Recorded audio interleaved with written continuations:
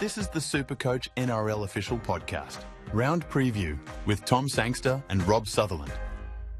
Hello SuperCoaches and welcome to the Round 13 podcast. It is the big bye round. Tom Sangster mercifully has lost his voice, so today I'm joined by Timmy Williams and Rob Sutherland. How are you? I've got to say, I think this is a much better looking panel. Yeah, I'm good. How are you? I had a bit of not a great SuperCoach week last week, but I'm putting it behind me and I'm looking forward to the bye. Are you better than you were Thursday night? I was a little concerned as you were reaching out to me on text. Oh, reaching out? Basically swearing at me. Yeah. You wouldn't have seen, Timmy, because you've got better things to do than watch our show, but I did predict that Jamin Salmon would score a try.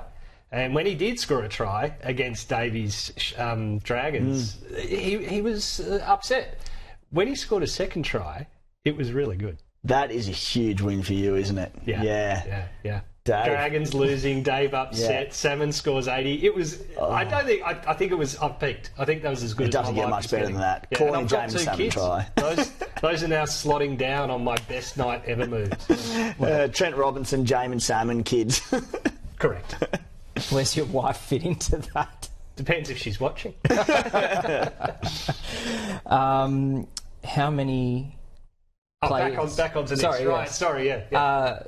Obviously, round 13, the first big bye. Lots of Origin players have gone. A lot of teams on the bye. How many do you guys have on the park this week? I'm sitting with 14 and a half before trades. Does Puaso Farmasili count as a player or not? No. He's Half? AE nightmare. Yeah. Half a player? You get a half. Like, he's capable of crashing over against the Knights, so in his 10 minutes, 3 runs, 4 tackles, try, line break, they get him to about 30. I've got 14, not including Farmasili, so that is, pre-trades. I'll probably get to those a little bit later in the show if there's any plans there, but yeah, so pretty happy with numbers, and I've got an eye far more firmer on round 14 than I do round 13, because I think it's going to be a lot trickier than round 13. Agreed. I think 14 is going to be really tough. I've got to keep the theme going 14, so I'm pretty happy with that. Yeah. I've got 14 as well. I'm pretty happy with those numbers, but as you just mentioned, round 14 is actually probably the one that'll trip a few people up. A lot of people carrying a lot of Roosters and they're not playing in round 14.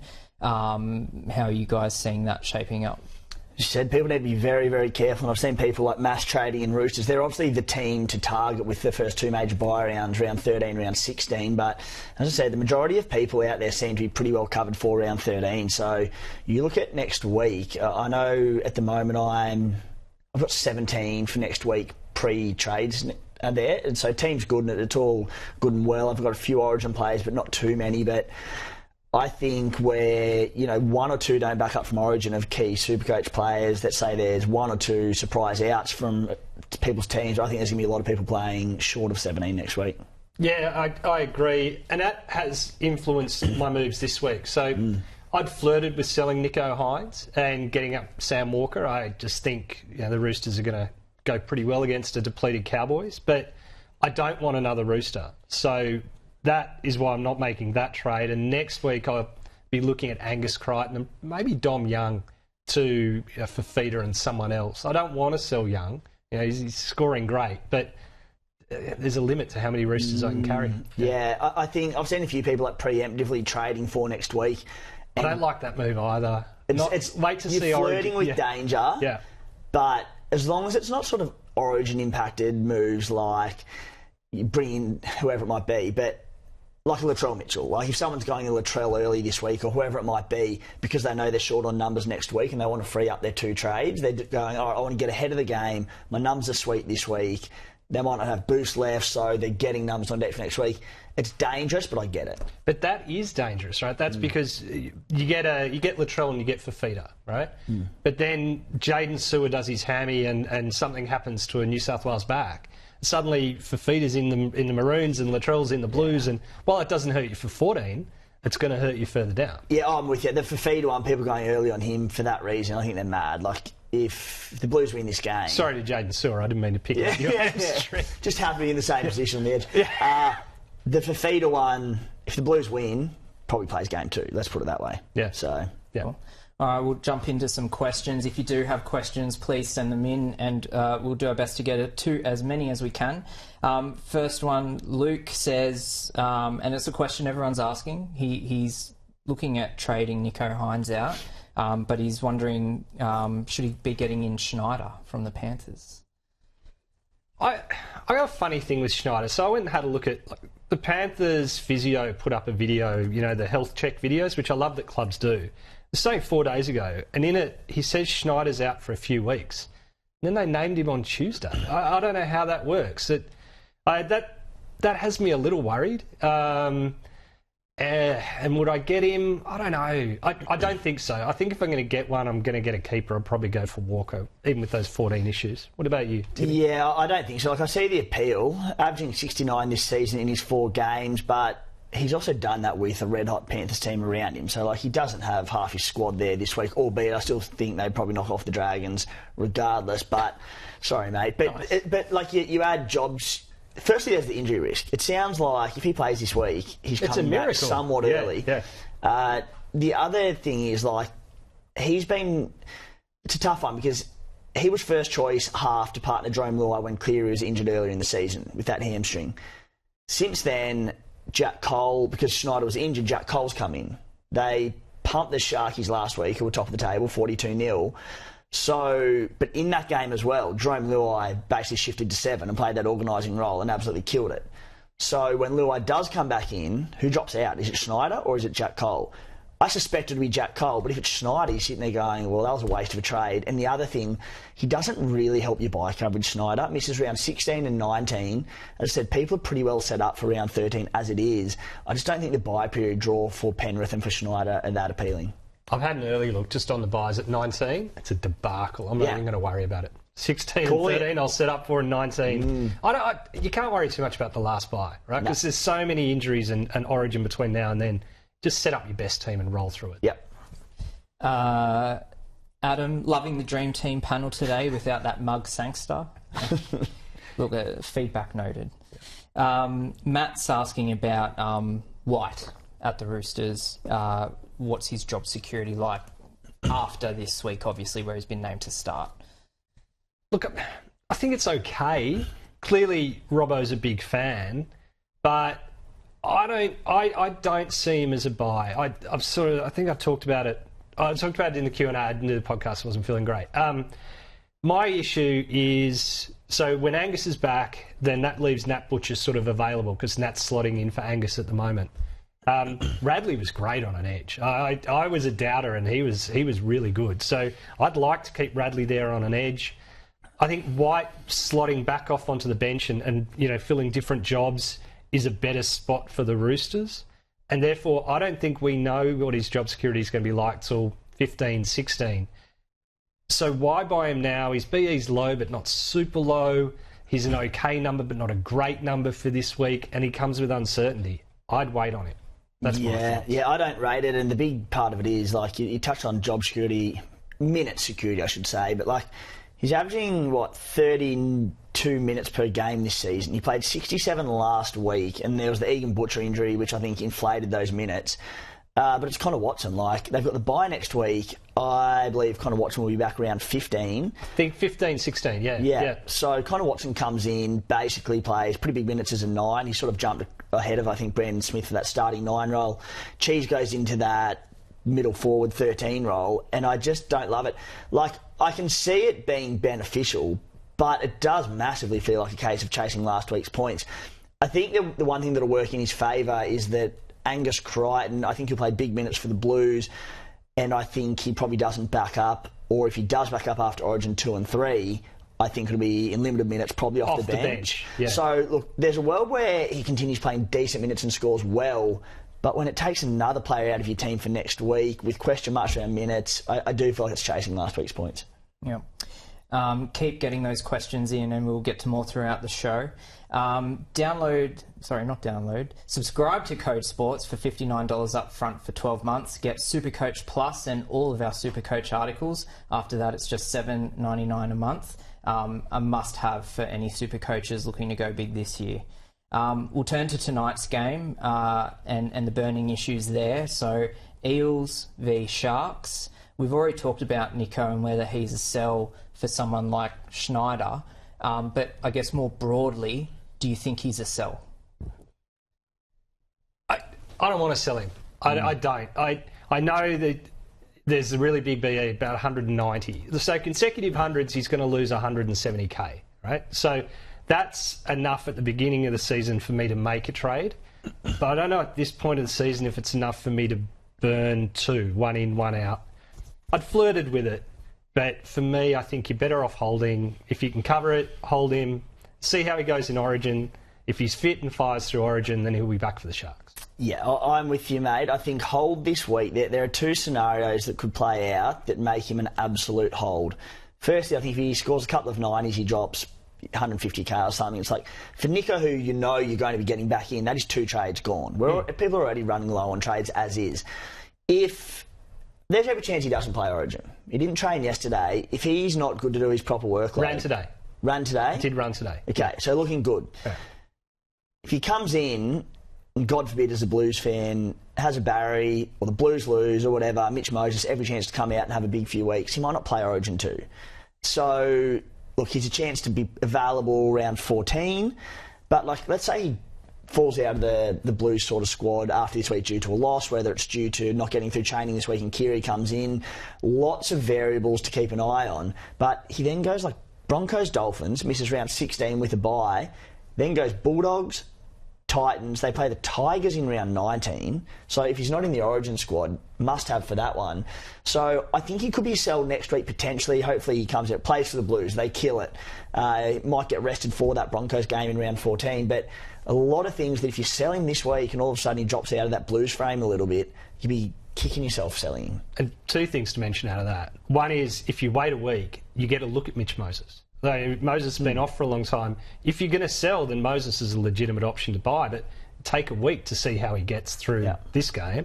The other is lots of people sold Nicho thinking, he was going to lose money. I think it was last year, and he came out with 180. Like, were you one of them? It was round 5. What happened was he missed the start of the season, and he came back from injury, and people jumped on him straight away. Yeah. Yes, I was one of them. I thought so. I had this memory of it. Yeah. I had Nicho, so I really enjoyed that game. He hadn't played the first 4 or 5 rounds, had a calf injury coming back. It was against the Dragons, I think, wasn't it? And he put 180. It's like, yes, thank you. It was a cracker. This has been fun. It was good for both of us. Yeah. Lots of people talking about Iro. He didn't have a great week last week, but, his base has been amazing. Not a lot of attacking stats. Is he a keeper? If he's not, when do you sell? You hold and you sell round 20 when the Sharks have the bye and you set the team up for the run home. So I do not believe he's a keeper, but he's averaging 60 points per game this season. He scored 1 try in 8 games and had 2 try assists. It's hurt him with Braden Trindall being out, because with Nicho being on the right edge and Iro playing on the left edge, Trindall's crucial. It's coincided as well with Ronaldo Mulitalo. 5 games without Trindall, he scored 1 try after going bonkers at the start of the season. I think he was top try scorer after 6 or 7 rounds. Iro's equally been affected. That Panthers game, no one scored well. You put a line through anyone in SuperCoach against Penrith. They just kill scoring. So he covers round 13 and 19. The notion of selling him, and he's also at 495k. Like, there's value there, but I am probably the one bloke in SuperCoach that doesn't own Iro. It's just the one that got away, didn't eventuate, screwed up, essentially. I urge people to sell him, but I'd be holding. Yeah, we had this conversation before we came on, which would be much to Tom Sangster's disgust. Hi, Thomas. About, because I need to sell someone to get Armstrong. Speaking of missing the boat, I missed the boat on Armstrong. So I have to sell either Iro, Talangi or Farlongo. Don't want to sell any of them. I think it's got to be Talangi. Even though there's money to be made with a negative 21, I want to keep Iro and I want to play him. And you're right, I grabbed the stats about Mulitalo. He was averaging 90 points after 5 rounds. He was at 900k. You can now get him for 560k, and he's got a big BE. So next week you could get him for even less. Trindall's back. It might get that left edge going. He's one of the most sold players this week, Ronaldo. I think that's a huge mistake. He's genuinely a buy candidate. Yeah. Well, I'm looking at getting him next week. Yeah. If we move on to the Eels in tonight's game, we saw the team. Gutherson's back. Talangi, bit of a dagger for everyone who's got him, hoping he'd. There's two people that don't own him, and I'm also one of those two. So thank you. Do we think that team runs out as named? Gutho starting and Talangi on the bench? Yeah, Tommy put up some late mail with Barrett talking about that, saying that's the way they'll run out, and he's not sure where he'll use Talangi, but he'll use him off the bench. So take that for what it is. It's wonderful news. Dylan Brown, very popular. Obviously, it's been difficult in the half and 5/8 positions this year. Brown obviously now having dual position. Do we think he goes well with Moses back, or does he kind of take a little bit of a back seat? Better, much better for him, I think. For starters, the whole squad is stronger, but he'll be on the preferable left edge. But Moses runs the show, and Dylan Brown just has to worry about running the ball. And that's what Dylan Brown does best. And it's what leads to his SuperCoach scoring, his tackle busts, his line breaks, his tries. With Mitch Moses out, he has had to run the show and be the organising number 7, which is not Dylan Brown's natural game. So I think it's great for Dylan Brown personally. I think it's best of both worlds. Dylan Brown was not going very well at the start of the season. And Moses being out forced him to step up, to get involved more, to get call for the ball more. So he's going to have all of that positive and everything you just said. And then, Gutho chiming in on his left as he does, and I think, big scores keep coming. He's my vice captain this week. Yeah, it's so funny with Dylan Brown, who you look at, certainly compared to his recent years' averages, his scoring has been poor comparatively. But then you look at it, the big picture, and go, all right, he scored under 54 once this season. That was a 42, hardly diabolical. And then you look at how bad and how volatile the 5/8 and halfback positions have been this year, and you go, he's so safe. He's so safe, isn't he? Yeah. Hopgood, selected in Origin. Do you sell him? Bearing in mind you're answering this question for one Thomas Sangster. Thomas Sangster. Look, I haven't looked that closely at Hopgood as a non-owner, I've got to say, but Timmy's got the stats up. My thought was he started strong and maybe faded a little. Is that close to right? Mate, Hopgood is Hopgood. He's rock solid all season. So a low of 49, a high of 104, but he just basically knocks out that 60 to 70 every week. If he adds an attacking stat, that 60 to 70 becomes 80. He's not exciting, but he is safe. But if I could turn him into Fafita next week after Origin, I'd be tempted to do it. Yeah, look, he'll miss 13, 16, 19, 20. I'd be very tempted to sell. Yeah. All right, it is time for this week's Best Bets, brought to you by Tab's NRL Same Game Multi. Build smarter same game multis using stats and insights. Download the Tab app today. I'm going after tonight's game. I've got Para to beat the Sharks. I think Moses and Gutho will lift that team. They'll get around it. I've got Gutherson to score the first try, and I've got Moses to score a try as well. That's paying $71 on a 3-leg multi. Like it. Okay, I mean, the odds. I don't think it's going to work, but I think it's great because mine's going to work and therefore yours can't. Fair enough. 71 to 1. It's not worth getting out of bed. Ronaldo Mulatalo to be the first try scorer. Teague Wilton to score a try, and Junior Paulo to crash through the middle. There's thinking here, right? So, Trindall's back, so that's going to open up that left edge. So Mulatalo will score first, then they'll all focus on him, and Teague Wilton will score next. And McInnes is out, so the middle's going to be a little porous, hence Junior's going to barge through the middle. And here I thought you just try and make the biggest number you can make. Well, I can count to 151, and that's what I'll be getting for every dollar I put on. I'll tell you what, boys, if our 3 multis get up, we'll own News Corp by the end of this weekend. So Have you seen the reports? That's not. I can't see. Oh, we'll own something else. We'll own something good. I've gone with Brandon Smith. That Roosters Cowboys game, I think that's points. Yeah, just points. Yeah, there's meant to be about 2 inches of rain on Sunday, so that's going to rain it in a little bit. If it feels dry, pick your own line there. That'd be enormous. But because it is wet, I think they'll play a little bit tighter in field. I think Brandon Smith to score first, second or third try, darting over 64 minutes last week with Watson out. So Cheese to get the first, second or third try, Tedesco to score, Glue Hands Joey Manu to score, Scott Drinkwater to score, $101. That's pretty good. I mean, it's better than mine, but it's only 100 to 1. You can get cheese anytime. Sorry, in the first 3 tries at about $12, $13 or something. So I like that by itself. Lovely. And of course, the only place to place those bets is on the Tab app. What's gambling really costing you? For free and confidential support, call the number on the screen or visit the website gamblinghelpline.org.au. Moving on to our Cheapie Bible. As such, there's no real genuine cheapies this week, but there are a couple of guys who should make some decent money. White, we've already kind of talked about, so I don't think we need to go back into him, but just very quickly, buy or not? No. No? No. David Armstrong, you're bringing him in, Rob. I am. He's impressed. I mean, he looked really good in the trial. I remember that. And then when he came in, I thought, he's small and he's slight, and I don't know how well he'll go, and made me look like a fool. So yeah, I'm rectifying that. Happily an Armstrong owner and buy. People are thinking, he's made 184k. The ship might have sailed, but because the Knights had the bye last week, their bye coverage is fantastic. He just looks the goods. He's lightning quick. He said he's very small, but look, if some big bopper forward crashes over the top of him on the line, I don't give a you-know-what in SuperCoach terms. If he loses -1 from his tackle, it's what he does in attack. With the dual CT dub fullback, if Ponga wasn't back this season, he'd be a borderline keeper at CT dub. Ponga's still not back, like due backs on round 20. After the Origin period, really stretched. Yeah. And it's real buller areas from last year, isn't it? Yeah. So you can sit there and go, I've missed 100k, I've missed 200k. He might make 4. So just get in and yeah. Jack Cole at the Panthers. Everything we said about Schneider, rinse, repeat. Great work rate, really love him, but no.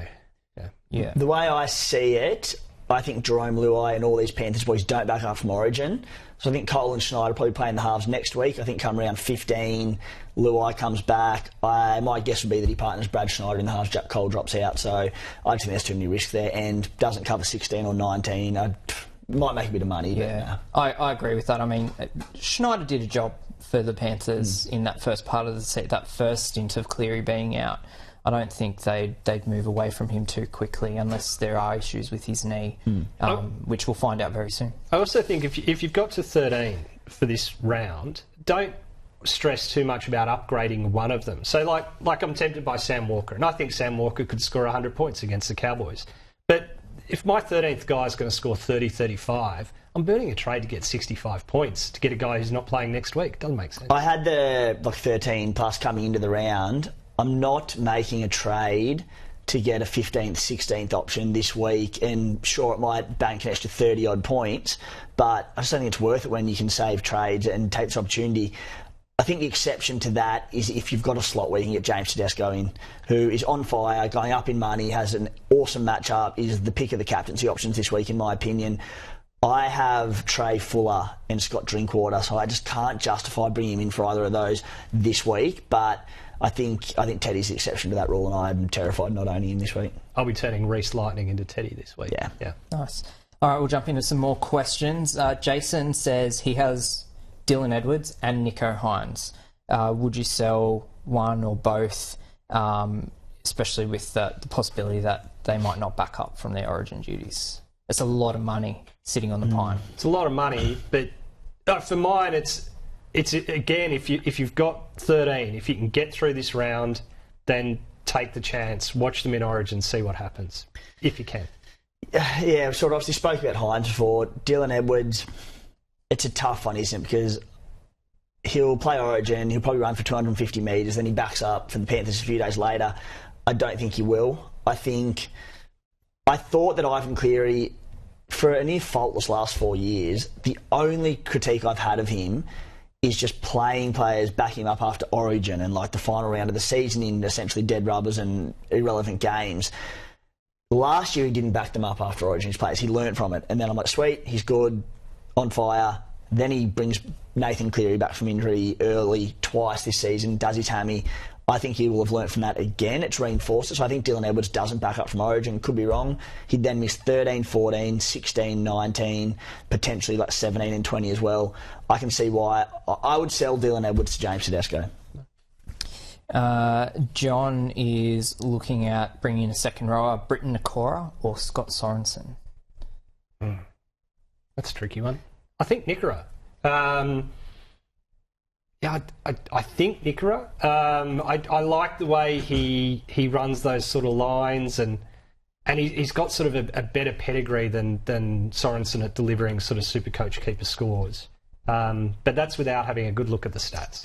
Yeah, I think Nikora as well. Scotty Sorensen's one that I eyed off as a little bit of a super pod through the bye period, and because of injuries, he's bottoming out in price really nicely, so he's quite affordable at the moment. But you're right, pedigree-wise, just Nikora, you know he's going to play 80 minutes every week. And the big one is, you mentioned how hard round 19 looks for numbers. Nikora plays it, Sorensen doesn't. Sorensen also doesn't play 16, so bye coverage is not great for him, and that's why I put a pencil through him. But Nikora's been underwhelming, but he's also been solid enough. He's basing 46, he's sub 600k. I'd probably go Nikora. That's a good base for Nikora. For him it is, yeah. Will says he doesn't have Dylan Brown. Is it, and we've spoken a bit about selling Nicho, is it worth selling Nicho if that's who you're bringing in? Is Dylan Brown a must? I'd do Nicho to Brown. I would, yeah. Looks a pretty good trade, doesn't it? Yeah. Brown is not a must. Like, he hasn't cracked 100 this season, but since he got that dual positioning and having that flexibility in the halves, it's added so much value to him. So probably worth pulling the trigger on, but yeah. Yeah, like, I don't want to sell Hines, but I'd do that and be death riding him and hope for a 200k drop over 2 weeks. Yeah. Talked a little bit before about kind of making that last trade just for the sake of an extra number. Nathan's asking, would you go Reece Robson to someone like Marnie, even if you already have 14 this week? Marnie is ridiculously popular as a buy this week, and I can't work out why. I'm not saying he's a bad player. It's a decent base, but maybe he steps up with Burton out and takes more of the attack. But honestly, I cannot get my head around it. Can you? I can, yeah. He had not even caught my eye until I saw a mention of him earlier in the week, because I brought him in last year. Like, he was a pretty popular buy around about round 6 or 7, and he was terrible. He came in and was scoring like 30s, and you just couldn't get rid of him quick enough. Firstly, on that strategy from old mate, I'm in the same boat where I have 14 to 15. I'm not trading this week. I'm going to save all 3 of them. So I'm choosing not to strengthen my team for an extra 20, 30, maybe 40 points. How many trades do you have left? 22. You always have so many. It's so annoying. You've got so much self-control. I don't like you, Timmy. 19, 20, something like that? I've got 18 after trades this week. I had gone hard this season by comparison to previous years. And then because I've got numbers this week, like, sweet, I'll bank 3, happy days, and plan for what you said before, Rob, for that round 19, and hopefully get 13 for that when people are running out with 8 or 9 sort of thing. Reed Marnie, look, I wouldn't buy him, but he's averaging 65. That's annoying. His numbers are good, aren't they? I did the exact same. Yeah. Like, before I looked at the numbers, I saw Marnie, I'm like, please, like, there's better. He scored under 50 once since round 2, and that was a 40 against the Storm, in Melbourne. So very, very tough game. Basing 47, the Dogs are humming. So, not for me, but the numbers are good. Would I go Robson to him when he's already got 14 players? No. Yep. I take it back. Mocking all those people. Now that I've actually looked at the numbers, I suppose I could see. They're pretty good. They're pretty good. Dean says Rob looks like a bland picnic blanket in that dull shirt. No matter what I wear, I cop crap. It's like, you're too colourful, you're not colourful enough. It's not one of your best, let's be honest. Also, he's gone the double inside as well. Not just a picnic blanket, but a bland one. Moving on to... I miss Tom. Who would have thought I'd say this? That might have been Tom. Yeah. Who is your buy of the week? So I've got Joe Tapine into my team this week. He hasn't been as good this season as we've seen last year, for example, but I'm actually getting rid of Morgan Smithies this week. So I see it as I'm getting rid of a guy who's going to pump out 20-something for someone who might get 50, 60. So it strengthens. I don't just have 14 guys this week who are there making up numbers. He's a decent catch. Well, it's starting to get cold in Canberra, and that's when Joe starts to do some work. So, I can get around that. Mine's Jacob Preston. I think the injury to kick out is only a good thing for Preston. 80 minutes, he's shown what he can do. He comes in at an 80k discount to what he was priced at to start after his big year last year. My only issue is he a legit keeper? And that's what I want to be getting. And I think he's maybe on the border and maybe just below. The other one is Ewan Aitken that I've looked at, but his base numbers last week. They're ridiculous. Every week. Yeah. They're ridiculous. But I end up going no because I looked at it and go, oh, well, it's like 650k, which is a lot of money now.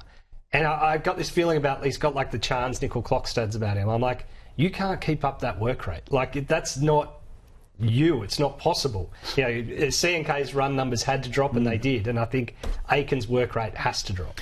I think he can keep the work rate. I think he's got the chances in, like, he loves like a soft tissue injury. I mean, he probably doesn't love it, to be fair, but he gets injured a lot. Yeah. And that's what scares me off. But like the dual 2RF CT dub positioning, that's huge, especially like any Ben Trebojevic owners there. To be able to flip them is quite very handy. I like the... Or Jamin Salmon, don't disrespect. Or the Jamin Salmon, the two-try hero. Yeah. I think the downside to Ewan Aitken is, it's just, again, the Dolphins have the bye next week, so you bring in your one shot again next week, which is hard, but he's basing like 55 this season. He's been unreal. My one's buy round buy. Boring answer, James Tedesco. Better answer. Very similar mould probably to Jacob Preston, similar price and everything, but your boy Victor Radley, you mentioned him earlier, but... It's just the round 14 issue, isn't it?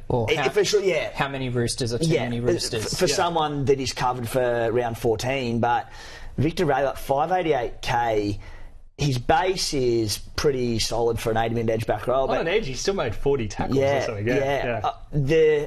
Can find an HIA. Yeah, because I think Angus Crichton is a sell. And I think for reasons mentioned before, I think Crichton's a sell. I think he just plays pretty minimal minutes over the next 6-7 weeks for the Roosters and misses a lot of games. And I just think Bradley's probably won that spot on the edge, so at least into the end of the Origin period. So I think he's a good little pickup. Cool. Moving on to the no-go zone. So mine is a pretty popular player this week. I've got Mitch Moses as my no-go. It's his first game back from injury. I want to have a look at him. His break-even is also 61. It's not especially high, but they are playing the Sharks, who have been really good defensively. So long-term injury return, I just want to have a look, and it might be someone I look at next week, but I just don't know if I'd go there this week. Jack de Belin for me. Pretty popular. I just see him as like a 50 to 60 point guy unless he jags some attacking stats, and I think he's too expensive for that. It's a pass for me. My one, it's not a buy, so it'll probably be Nafu White, but on the sell list, I'm not an Adam Fanua-Blake owner, but he's about the 9th or 10th most sold player. Crazy, isn't it? Why? Like, I've hated not owning him, and said at the start of the year, I'm like, he cannot possibly keep scoring this many tries. He has, and he doesn't look like slowing down either. Of course, there was the blemish on his radar last week, getting stood down for that game by Andrew Webster, but comes back next week, and he has a terrific bye period schedule, and he's, as it stands, the best front rower available for the bye period. And the game before he was stood down was the Panthers. So people are looking at that going, oh, that's a bad score. I'm like, it's the Panthers. That's what they do. Yeah, so happily to see people sell once again, but I would not be doing that. Fair enough. Captaincy, so the top 10% of SuperCoaches so far this week have James Tedesco, 25% captaincy versus the Cowboys in the final game of the round. Manu, he's at 17%. Obviously, Teddy didn't go to Origin, so Manu is not playing in that fullback role that probably a lot of people had wanted him in. But still quite high, 17% there. And then that same match, Scott Drinkwater, 16%. Captaincy in the top 10% of SuperCoaches. It's against the Roosters, not in Townsville. Do you think that's a bit high for Drinkwater? I wouldn't touch Drinky with a 50-foot pole as a captain this week. Just had 2 inches of rain coming in. Obviously, you still have to eventuate, but Saturday's meant to be a downpour as well, so it's going to be tough conditions. The Cowboys are decimated. The Roosters are decimated, but they can cover it. The Cowboys can't. The Cowboys couldn't defend before they lost their 5 best players. Six best players. Oh, I suppose you could count Drinky in there, but they've lost 6 to Origin. So, So Drinky, I'm an owner. I'm honestly, in those conditions against the Roosters, who are still very strong, if he can knock out 50, 60, I'll be happy enough. So I would not be touching Drinky. Fullbacks still get enough of the ball in the rain because they just come through the middle. But so that's why I'm happy to captain Teddy. Rain or not rain, Teddy's fine. Yeah. I think the Cowboys are in trouble because you look at who they've lost. They've lost a winger, a 5'8", and a centre, all from the same side, and that's the Dom Young side. So if I was going to gamble, even though it's wet, I would consider Dom Young and Joey Manu as captaincy options because that side they're running at is a really weakened side. That's before you even consider they've lost their hooker. And Nanai. And Cotter. Yeah. Like so their middle's going to be weak. Their line speed's going to be off because Robson and Cotter led that. Their left edge, they've lost the 1-2-3 defender, the wing centre and the 5'8", right?